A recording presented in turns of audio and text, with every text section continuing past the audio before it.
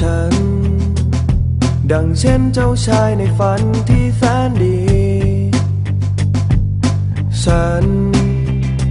มันก็เท่านี้ไม่รู้จะดีอย่างใจเธอคิดไว้หรือเปล่าแค่เพียงคนคนหนึ่งที่เงียบเหงาในหัวใจอยากมีเธอร่วมทางไปข้างๆกันฉันอาจจะไม่ใช่คนที่ดีพร้อมแต่ฉันพร้อมจะเป็นคนดีของเธอฉันอาจไม่ใช่เจ้าชายที่เลิศเลอแต่ฉันจะเป็นผู้ชายที่รักเธอตลอดไป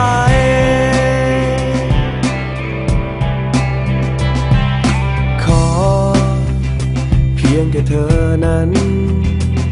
โปรดไว้วางใจให้ฉันเคียงข้างกายสายลมที่อ่อนไหวช่วยพัดความจริงจากใจ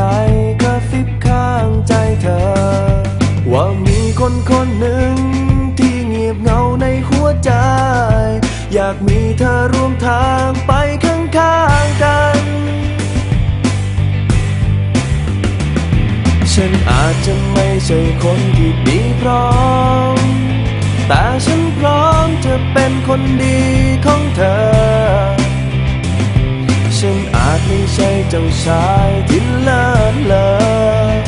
แต่ฉันจะเป็นผู้ชายที่รักเธอ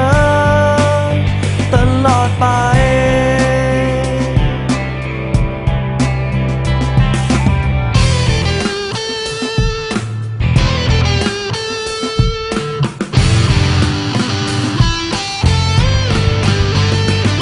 ฉันอาจจะไม่ใช่คนที่ดีพร้อมแต่ฉันพร้อมจะเป็นคนดีของเธอฉันอาจไม่ใช่เจ้าชายที่เลิศเลอแต่ฉันจะเป็นผู้ชายที่รักเธอฉันอาจจะไม่ใช่คนที่ดีพร้อมแต่ฉันพร้อมจะเป็นคนดีของเธอ